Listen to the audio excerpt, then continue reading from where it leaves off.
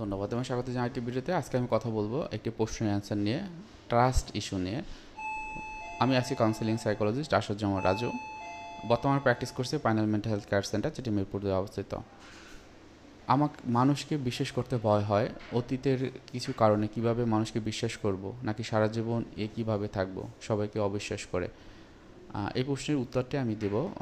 প্রথম থেকে শেষ পর্যন্ত থাকবেন এবং আপনি যদি আমার চ্যানেলে নতুন হয়ে থাকেন অবশ্যই চ্যানেলটি সাবস্ক্রাইব করে রাখবেন বলে আমি আশা রাখি। আসলে বিশ্বাসবোধ খুবই গুরুত্বপূর্ণ, কারণ গবেষণায় দেখা গিয়েছে যে কয়েকটা অনুভূতি রয়েছে যেটা আমাদের খারাপ রাখে, তার ভিতরে ওয়ান অফ দ্য বেস্ট হচ্ছে, বা অনেকে বলে এটা হলো সব থেকে খারাপ একটা অনুভূতি, যেটা হলো বিট্রায়াল ফিলিং, বিশ্বাসবোধের জায়গাটা। সো এই যে বিষয়টি নিয়ে আসলে কাজ করার রয়েছে, কারণ আপনি যদি আপনি নিজেকে ভালোবাসেন, আপনার জীবনকে ভালোবাসেন, আপনার ফ্যামিলিকে ভালোবাসেন, তাহলে অবশ্যই এই জায়গাটা কাজ করার আছে। যাদের ভিতরে এই ধরনের সমস্যা থাকে তাদের সবচেয়ে গুরুত্বপূর্ণ যে বিষয়টি থাকে সেটা হলো, আমরা র্যাকেট ফিলিংয়ের যে বিষয়টি বলি, তাদের ভিতরে ফিয়ার থাকে, মানে একটা ভয় থাকে। এবং ভয়টা হলো বিট্রায়াল ফিলিং, ডিসঅ্যাপয়েন্টেড বা ট্রমা। অর্থাৎ গতানুগতিকভাবে সে সবাইকে বিশ্বাস করেছে, তারা কোনো না কোনোভাবে তাকে ক্ষতি করেছে। অনেক বেশি হতাশ হয়েছে, অনেক সময় রাগ হয়েছে, ক্ষোভ হয়েছে, অভিমান হয়েছে, তারপর ওই ব্যক্তিটিকে বলেনি বা ওই লোকগুলোকে বলেনি।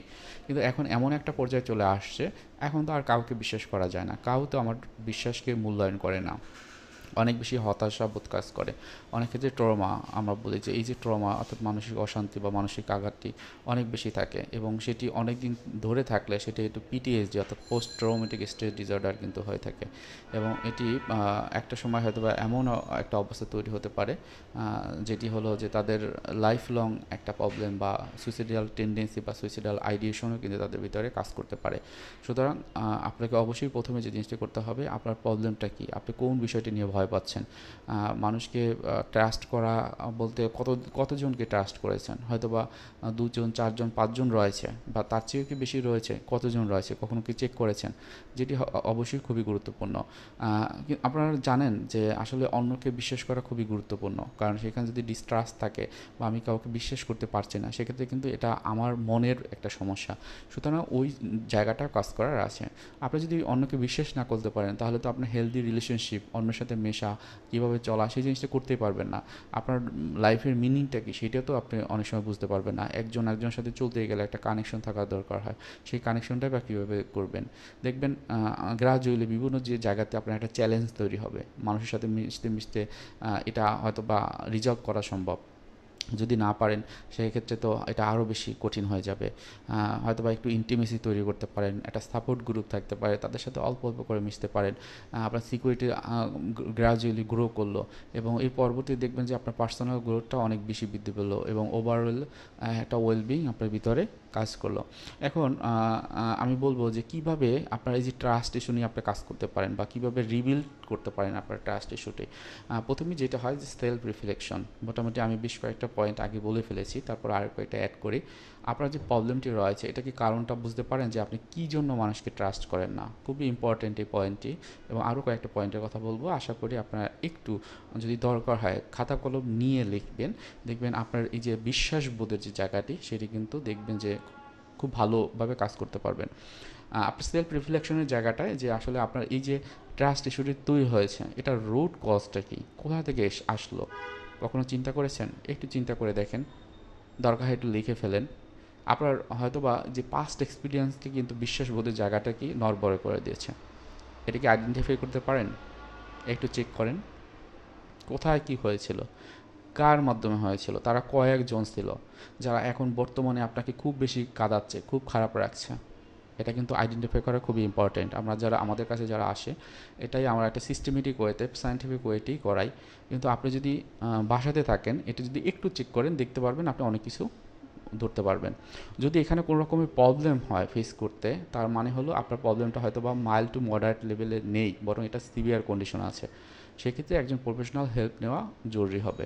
সেক্ষেত্রে অবশ্যই একজন কাউন্সিলিং সাইকোলজিস্টের কাছে যেতে পারেন। খুব বেশি কষ্ট লাগলে, খুব বেশি কঠিন একটা মুহূর্তের ভিতর দিয়ে যাচ্ছেন, কিছুই করা সম্ভব হচ্ছে না, সাইকোলজিক্যালি ভালো নেই, ফিজিক্যালি ভালো নেই, সোশ্যালি ভালো নেই, রিলিজিয়াস কাজেও আপনি ভালো নেই, তখন কিন্তু একজন সাইকিয়াট্রিস্টের কাছে আপনি যেতে পারেন। এই সম্পর্কে যদি কোনো প্রশ্ন থাকে আমার এই ভিডিওতে প্রশ্ন করতে পারেন। তারপর আরেকবার মনে করে দিই, আমার চ্যানেল যদি নতুন হয়ে থাকেন চ্যানেলটি সাবস্ক্রাইব করে থাকবেন, তাহলে পরবর্তীতেও কিন্তু একটা কানেকশন আমাদের ভিতরে থাকবে। তারপর যেটি হয় যে যা কিছু করবেন স্টার্ট স্মল ওয়ে। মনে করেন আপনার ট্রাস্ট ইস্যুটা অনেক দিন ধরে আসছে, আমি জানি, আই বিলিভ ইট যে এখান থেকে বের হয়ে আসা অনেকটা কঠিন, কারণ মিসট্রাস্ট একবার হয়েছেন। সেখান থেকে বের হয়ে আসতে গেলে আপনাকে প্রথমে যে জিনিসটি করতে হবে, আমরা বলি সিস্টেমেটিক ডিসেন্সিটাইজেশন, অর্থাৎ অল্প অল্প করে প্র্যাকটিস করা। সেটি কি, কিছু মানুষকে আপনি একটু বিশ্বাস করে দেখলেন, সবচেয়ে কাছের মানুষ যারা আপনার কথা শোনে বা আপনারা একত্রে একজন একজন খুব ভালো করে বুঝেন। এই যে স্মল যে স্টার্টিংটা, এটা হয়তো বা গ্রাজুয়ালি আস্তে আস্তে বাড়তে পারে সিস্টেমেটিক ওয়েতে। এবং অবশ্যই খেয়াল রাখবেন যেখানে লো রিস্ক থাকে, যেই জায়গাতে হয়তো বা রিস্ক নেই, তাদেরকে একটু বিশ্বাস করে দেখলেন অল্প অল্প করে, এবং এটা গ্রাজুয়ালি ইনক্রিজ করবেন, বাড়াবেন। এবং যখন দেখবেন এটা মোর কমফোর্টেবল, তখন আপনার ভিতরে একটা একটা বিশ্বাসবোধের জায়গাটা কিন্তু তৈরি হবে, এবং অন্যান্য যে অনুভূতিগুলো, সেই অনুভূতিগুলো কিন্তু থাকবে না। তবে মনে রাখবেন, পরবর্তীতে যেটি বলবো, সেট বাউন্ডারিজ খুবই ইম্পর্টেন্ট। আপনি যা কিছুই করেন না কেন, সবসময় নিজে প্রোটেক্ট রাখা খুবই গুরুত্বপূর্ণ। এবং এই জায়গাটা আপনি সবাইকে অ্যাক্সেস করে দিলেন, তখন সে কিন্তু আপনার ভিতরে যে টুলসগুলো রয়েছে, যে ইফেক্টিভ যে বিষয়গুলো রয়েছে, সেটি কিন্তু সে ইউজ করতে চাইবে। সুতরাং সেটি যেন না হয়, আপনার নিজের একটা সক্রিয়তা রয়েছে, সেই সক্রিয়তাটা কিন্তু বজায় রাখতে হবে। সেইখানে কোনো রকমের যদি কনসিডার করতে চান কতটুকু করবেন, সেটাও কিন্তু আপনার উপরে লিমিট করবে। এবং সেখানে লিমিট করে দেওয়া, বা আবার অনেক ক্ষেত্রে হয় আপনার যে এক্সপেকটেশন সেটি কতটুকু, আপনি কি অনেক বেশি চেয়ে ফেলতেছেন বা অনেক কম চাচ্ছেন, আপনার তো অধিকার আছে, সেই অধিকার অনুযায়ী আপনি কতটুকু আপনার এক্সপেকটেশন এবং লিমিটেশন সেটি আইডেন্টিফাই করা খুবই গুরুত্বপূর্ণ।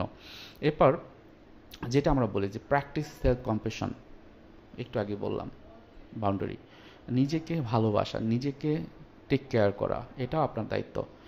আপনি যতটুকুই করতে চান, আপনার যদি অনেক কাছের কেউ থাকে, আপনার নিজেকে কিন্তু প্রথমে নিজেকে ভালোবাসতে হবে, তারপর আপনার মা, ভাই, বোন, দুলাভাই, চাচা বা অন্যান্য সবাই কিন্তু আসবে, আগে আপনাকে টেক কেয়ার করতে হবে। এবং সেখানে নিজেকে ভালোবাসা, আমরা বলি বাটারফ্লাই হাগ, একটু আপনি চেষ্টা করতে পারেন, জাস্ট এভাবে ধরে, just I am important, I am urgent, I am valuable, হ্যাঁ, I can do everything, I am confident.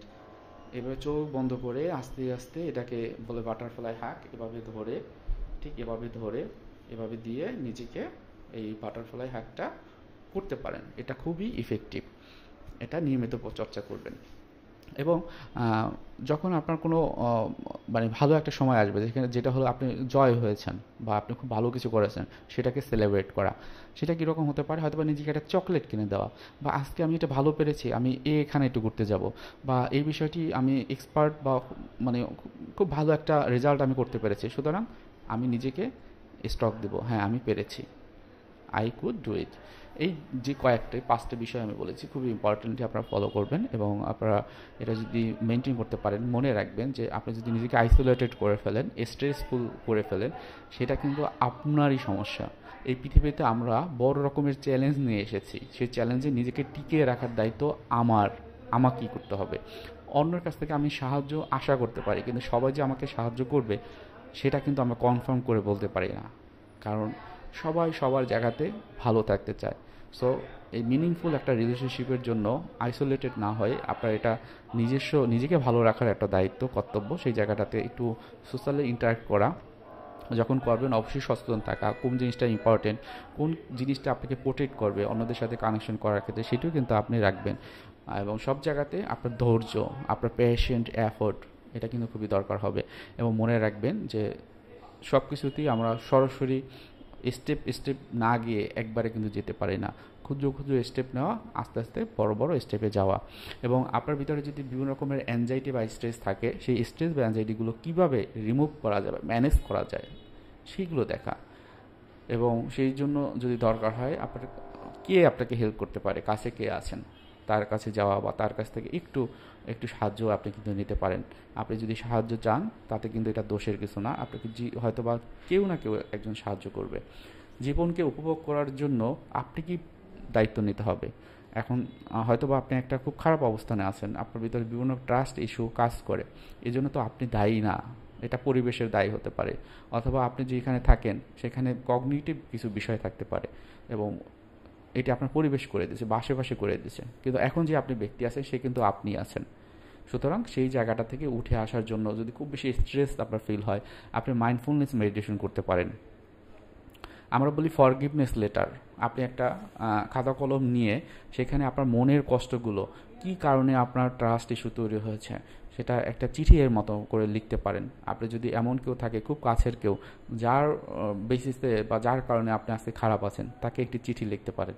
চিঠিটি যে তাকে দিতে হবে এমনও কথা নাই, যদি যদি কোনো রকম রিস্ক না থাকে আপনি দিতে পারেন, যদি না দেন খুব ভালোভাবে লিখে, আপনার যদি মনে অনেক কষ্টের কথা আসে, অনেক রাগের কথা আসে, যাই আসুক না কেন আপনি লিখে ফেলতে পারেন। তারপর এটা আপনি চাইলে একদম ছিঁড়ে ডাস্টবিনে ফেলে দিতে পারেন, নোংরা কোনো জায়গাতে ফেলে দিতে পারেন, এটা আপনার ভিতর থেকে বের হয়ে আসা, অথবা একদম ছিঁড়ে আগুনে পুড়িয়ে ফেলা, অথবা আপনি নদীতে ফেলে দিতে পারেন। এবং সেই সময়টায় ওই যে ব্যক্তি বা ব্যক্তিবর্গকে মাফ করে দেওয়া এবং বলা, আমি তোমাকে মাফ করে দিয়েছি, তোমাদের কারণে না, আমার কারণে না। কারণ তোমাদের এই মেমোরিটা আমি যতক্ষণ আমার ভিতরে রাখি, আমার ভিতরে খারাপ লাগে, আমার ভিতরে রাগ লাগে, আমার হার্ট দূষিত হয় এবং আমি এখান থেকে মুক্তি পেতে চাই। এই জন্যই তোমাদেরকে আমি একদম ছিঁড়ে নদীতে ফেলে দিয়েছি।